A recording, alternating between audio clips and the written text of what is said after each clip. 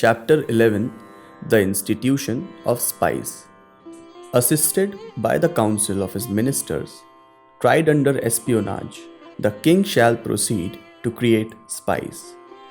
Spies under the guise of a fraudulent disciple, a recluse, a householder, a merchant, an ascetic, practicing austerities, a classmate or a colleague, a firebrand, a poisoner, and a mendicant woman. A skillful person capable of guessing the mind of others is a fraudulent disciple.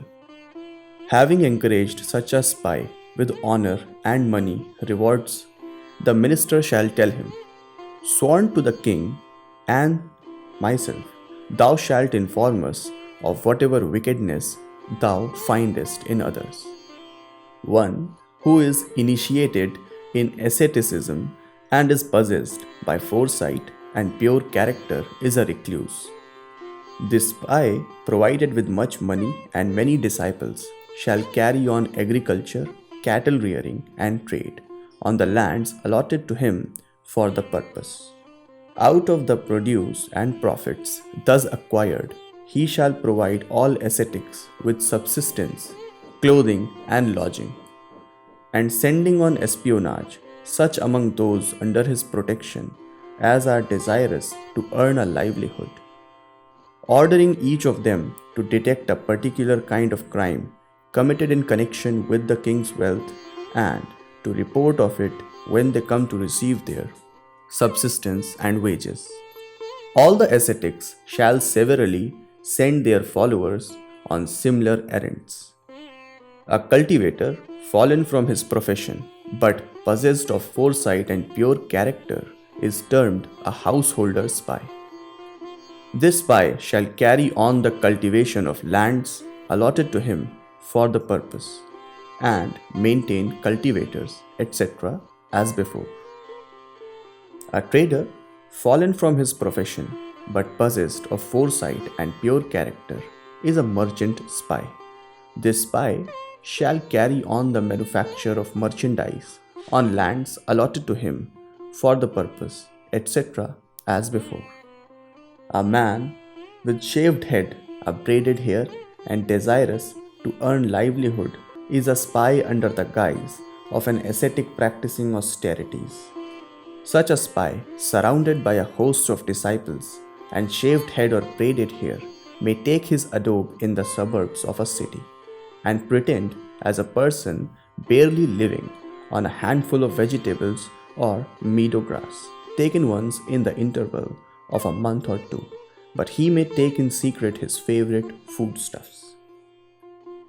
Merchant spies, pretending to be his disciples, may worship him as one possessed of preternatural powers. His other disciples may widely proclaim that this ascetic is an accomplished expert of preternatural powers. Regarding those persons who, desirous of knowing their future, throng to him, he may, through palmistry, foretell such future events as he can ascertain by the nods and signs of his disciples, concerning the works of high-born people of the country, small profits, destruction by fire, fear from robbers, and execution of the seditious, rewards for the good, forecast of foreign affairs, saying, "This will happen today, that tomorrow, and that this king will do."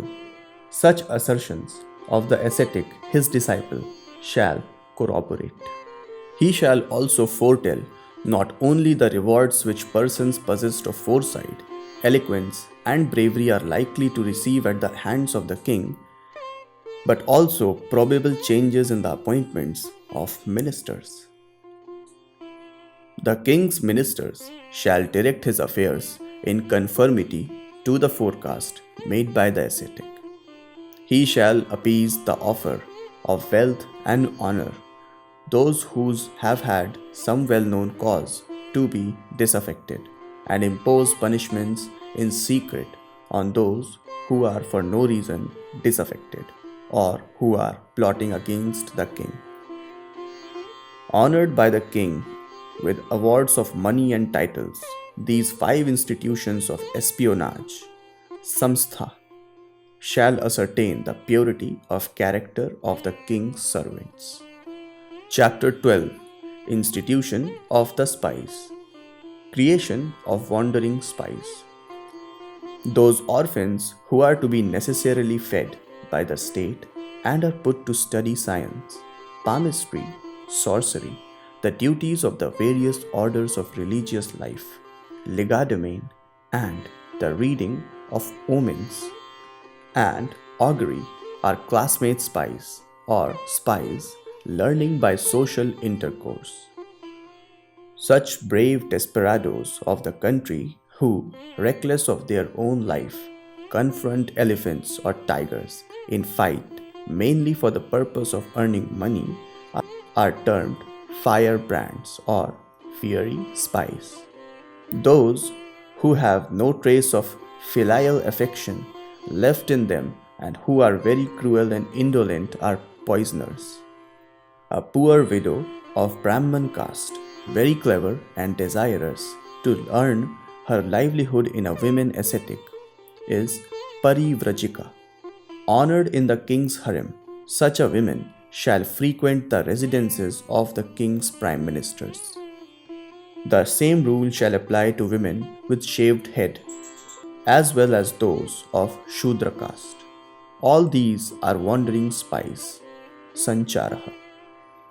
Of these spies, those who are of good family, loyal, reliable, well trained in the art of putting on disguises appropriate to countries and trades, and possessed of knowledge of many languages and arts, shall be sent by the king to espy in his own country the movements of his ministers, priests, commanders of the army, the heir apparent, the doorkeepers, the officer in charge of the harem, the magistrate, the collector general, the chamberlain, the commissioner, the city constable, the officer in charge of the city, the superintendent of transactions, the superintendent of manufacturers, the assembly of councillors, heads of departments, the commissary general, and officers in charge of fortifications, boundaries, and wild tracts. Fiery spies, such as are employed to hold the royal umbrella, vase, fan, and shoes, or to attend to the throne, chariot, and conveyance, shall espy the public character of these officers. Classmate spies shall convey this information to the institutes of espionage.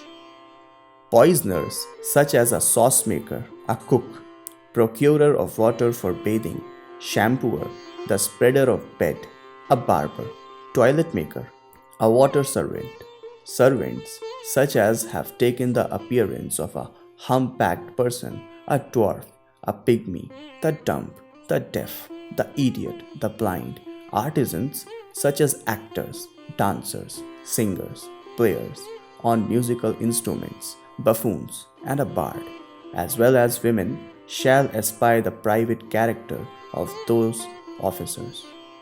A mendicant women shall convey this information to the institution of espionage. The immediate officers of the institutes of espionage shall, by making use of signs or writing, set their own spies in motion. Neither the institutes of espionage nor they shall know each other.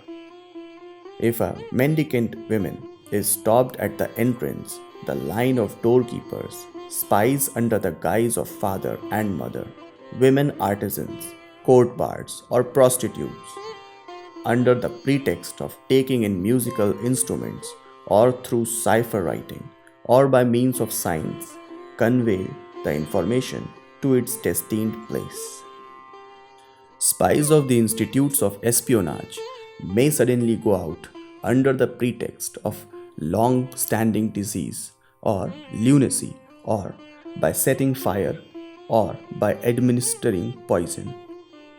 When the information thus received from these three different sources is exactly the same, it shall be held reliable.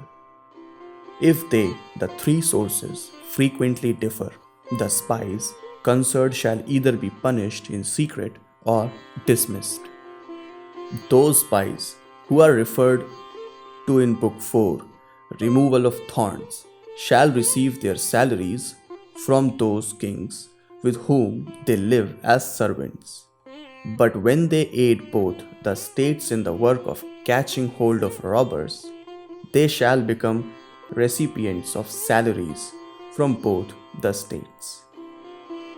Those whose sons and wives are kept shall be made recipients of salaries from two states and considered as under the mission of enemies. Purity of character of such persons shall be ascertained through persons of similar profession. Thus, with regard to kings who are inimical, friendly, intermediate, of low rank, or neutral, and with regard to their 18 government departments, spies shall be set in motion. The hump-backed, the dwarf, the eunuch, women of accomplishments, the dumb, the various grades of mleccha caste shall be spies inside their houses.